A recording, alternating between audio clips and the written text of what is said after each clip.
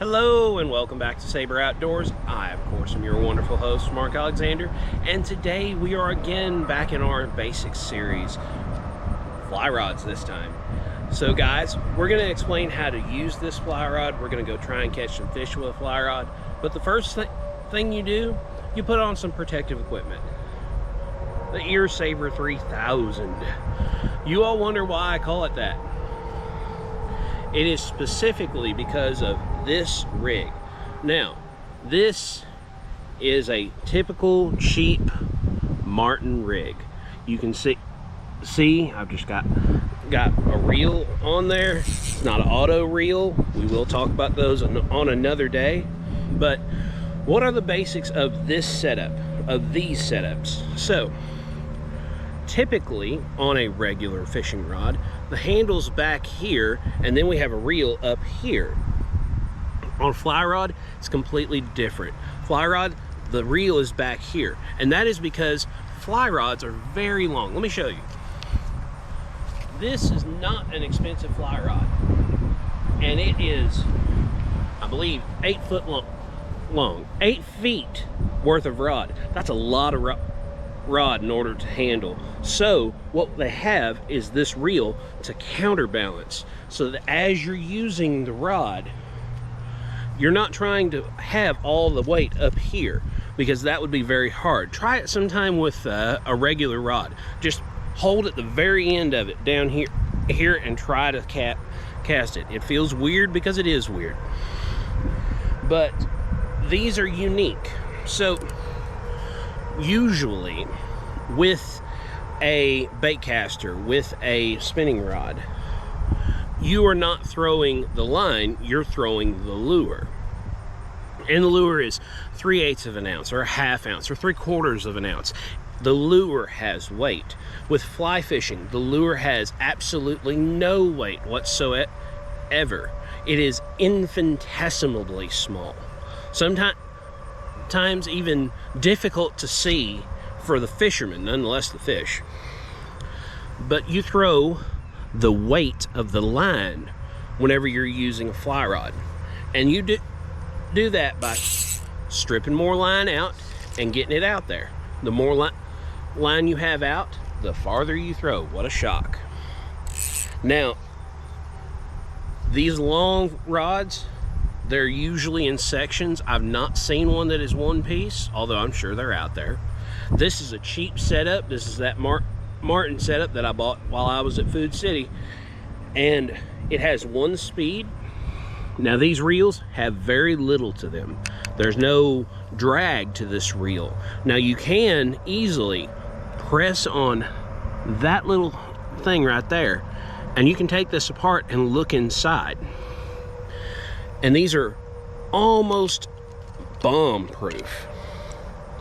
I have not seen the day that I could mess one up, unless I did what I just did, which was not to get this line just right as I put it back on. There we are. Now, when you're throwing these, you have to take everything into account that you don't have to worry about with throwing a regular rod and reel. So strip you some line out. There is no drag on a cheap setup like this. The drag is basically the bend of the rod, and you're having enough sense to say, this fish is pulling hard. I will slack up on my grip to let more line out. But when this setup has a very short line, so right now my line is just a little longer than my rod, so 10 feet. And when you're practicing, don't put a leader on this. You're just practicing. You're not trying to catch fish. Don't put a leader on it. You'll probably end up ruining the leader and or your lure if you put one on. If you're just practicing, you don't need all that. But all there is to it is to bring your rod back and forward. It's not a big exaggerated motion like this. I see so many people, and they're trying so hard to get it out there. It's not an exaggerated motion. That's all there is to this motion, is just your wrist. and I've got it out there probably 15 or so feet. Here, I'll back up as far as my line is right now. You probably won't be able to hear me, but you'll be able to at least see how far out I'm fishing. So just a second.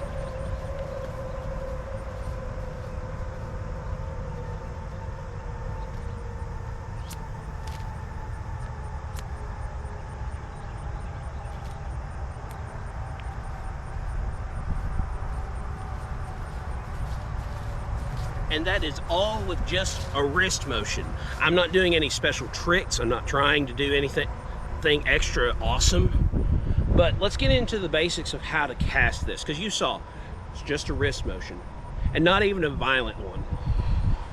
So when you're casting this, there are a few things you got to think about. First thing, you have to make sure you don't have line out in front of you. If you have a lot of little squiggly curls out in front of you, you're not going to have the power to pull that lure up and get it out there, because you're going to have so much slack. It's going to be just like this here. You're going to try and pull it up, and it's going to go almost nowhere, and you're going to end up wrapping it around the camera like I just did. I think it will pull off without me having to actually, see, that's why we don't have a hook. But if you've got a lot of squiggles in front of you, like if you pull the line up and there's like big loops in front of you, when you pull it up, you're not going to have no power behind you. So pull your slack up until you have no squiggles in front of you, until you have a reasonably straight line, and then you can pull your line up and get it out there. And trust me, you're going to have to do this a lot, because when you're fishing a pond, especially when you are fishing, there's always a hill behind you. There's never going to be a time when there's not a hill behind you if you're fishing a pond, because a pond is basically a hole in the ground that water collected in. So there's usually at least one side of the pond's got a hillside behind it. So you're going to have to fight with that, and there's techniques for it. We're not going to go through those today because this is basics. Now, I've told you why it's important to have it straight in front of you. Now, what about behind? What if I just leave it back there? Well, when I go forward, it's gonna make a mess. It's gonna leave little squiggles in front of me. It's not gonna work out. The same is true behind you. If you have it behind you just laying, say you're walking from place to place, and there's a lot of slack behind you. Say that the line is slack like this. When you go to cast that, unless you put a lot of force into it, you're not going to be able to take that slack up and throw that line. It's just not going to happen. The way you do this, it's a timing thing. So when you have it up in the air, you keep it moving. And you let up your grip going forward, not back, because you need the back in order to be able to whip it forward and get it going. Now, if you wait too long on the backswing, your hook's probably going to hang either a weed, a tree, something behind you, and when you whip it out, you're going to catch a lot of weeds behind you and probably not be able to make your cast. Now, same drill on your forward. If you are late on your forward, your lure is going to hit the water, and then you're going to have to rip your lure back up off the water. So whenever you're just casting, keep it moving. Now, you can cast a lot of line out doing this. You can cast. All that line I just pulled went out in one cast. Boom, out in front of me. Now, I tighten my line up a little bit. I bring it back, and I cast it out just like that. Now, the longer out your line is, the more time you need to give for it to get behind you. Because if you do it too quick, you have no power behind it, and it lands just beyond, out of camera frame. And then I have to pick up all those squiggles that's on the ground until I get a reasonably straight line, and I start over.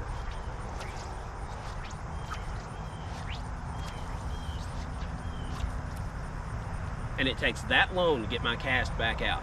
Just to tighten it up, one.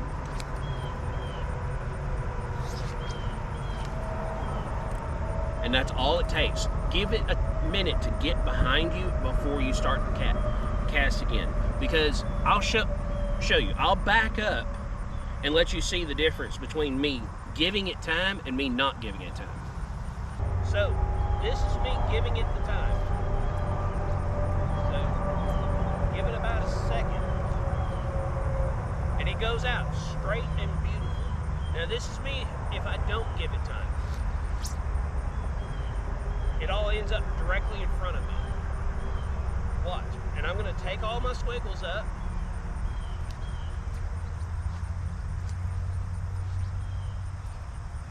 And when it gets farther away, I give it more time on the back end. If it's not back there, when I go to cast, it goes nowhere.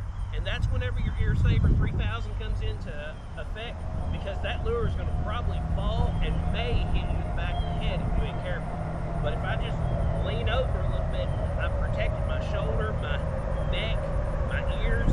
Let me tell you, it saved my ears a few times when I would wait just a little too long and I'd catch a weed behind me. But I'm going to take my squiggles up. Get my squiggles up. And I start over. And I let go. I let go on that forward cast. So as soon as I get my forward motion going, I let go so that the weight of the line will take more line out. So guys, I hope you could hear me. If you can't, just real quick, if I give it enough time, it goes out. And I let go on the outward swing. You see it takes the line with it. See, that time I let it go for a little too long and it caught the weeds behind me.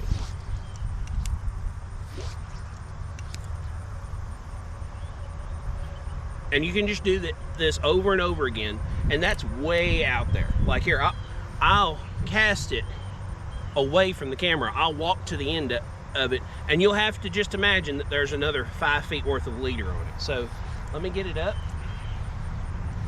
Now when I'm casting this and somebody is with me, I always have them to the left of me, because I am right-handed, and them on the left side, unless I really make a bad mistake, I should be okay, and they should be as well.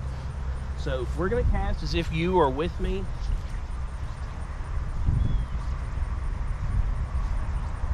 Whoops.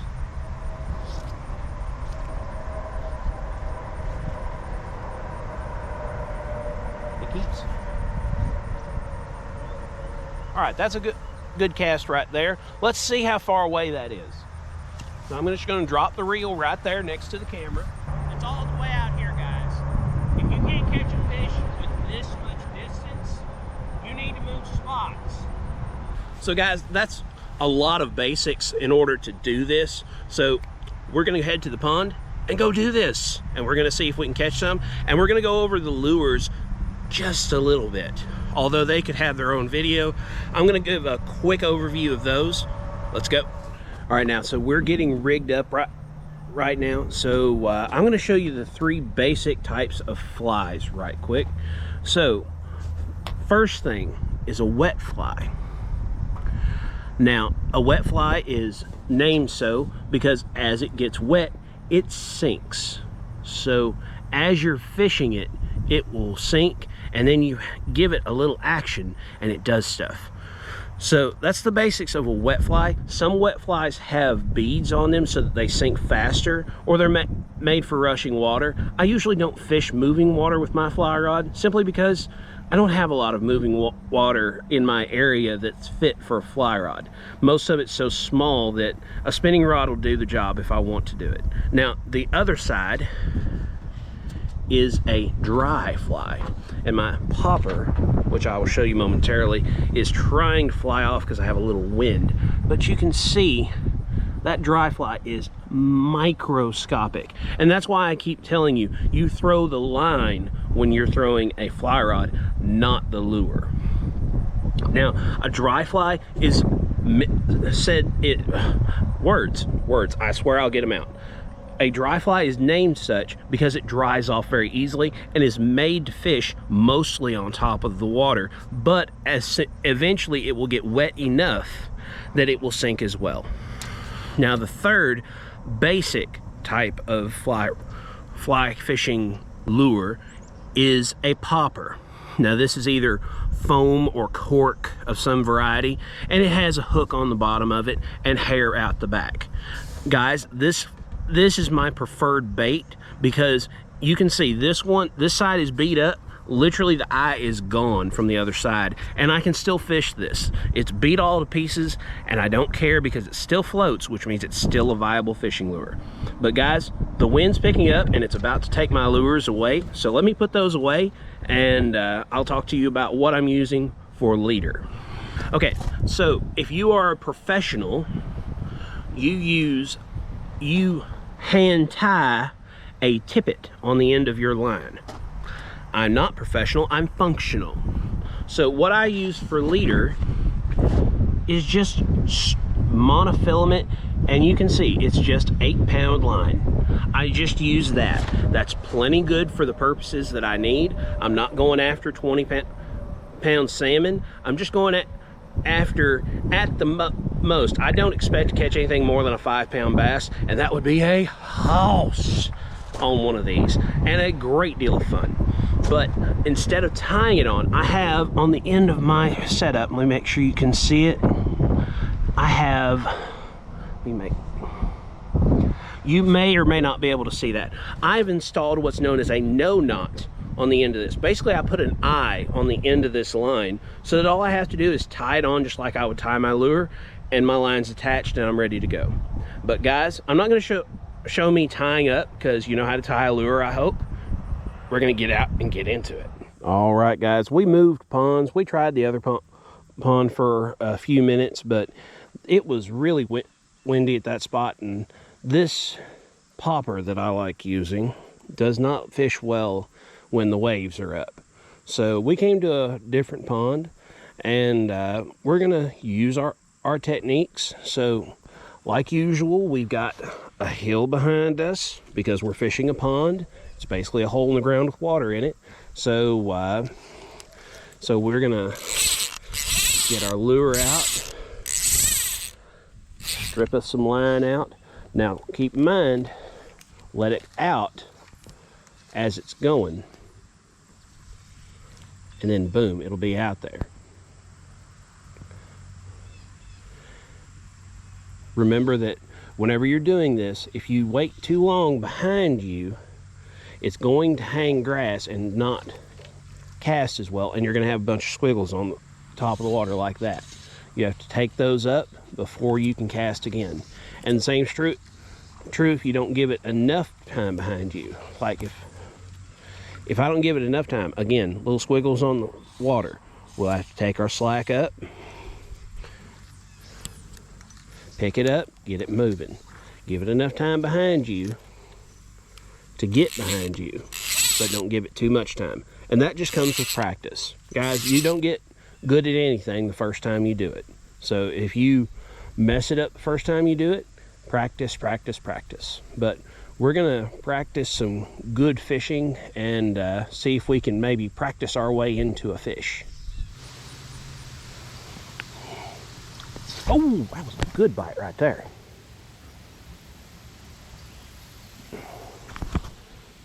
Flipped you all down.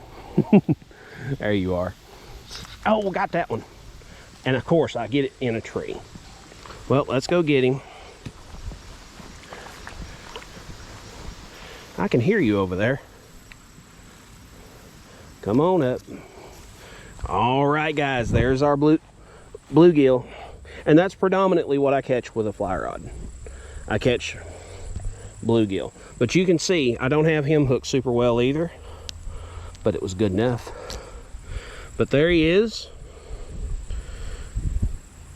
Where's your mama, boy? We'll give him a throwback and see if we can catch another one.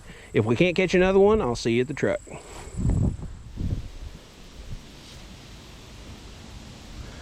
See these little ones? They ain't what I'm after. But there's a big one amongst it, I feel. Like that one. That's a better fish. Because I couldn't immediately pull him out of the water. But see, I'm stripping him in. He's not a ton better, but he's a little better.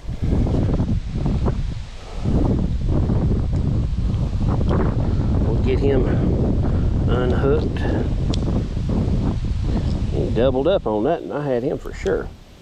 But let me get him right in my hand. There he is.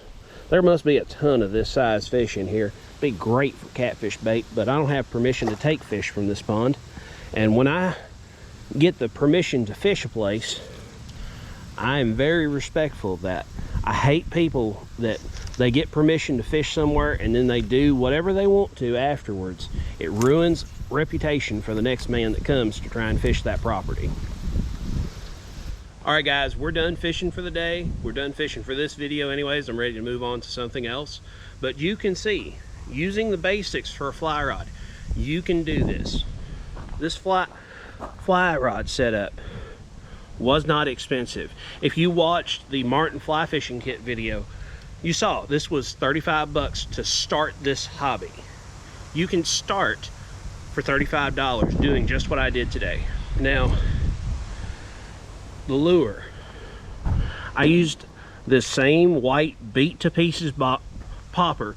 Every single fish was caught, tried to catch on that same popper. But remember, when you're doing this technique, you're throwing the line, not the lure.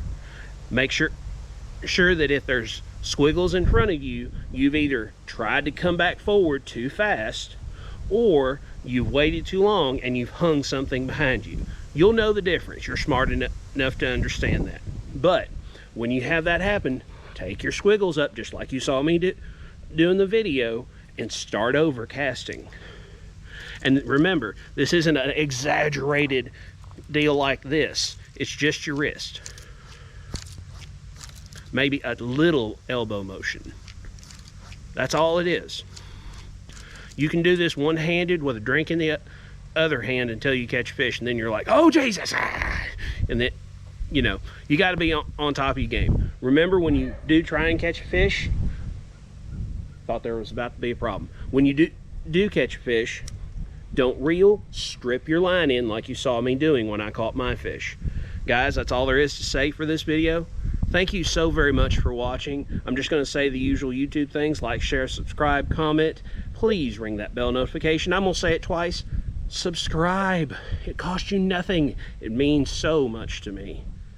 We'll see you somewhere in the woods or on the water.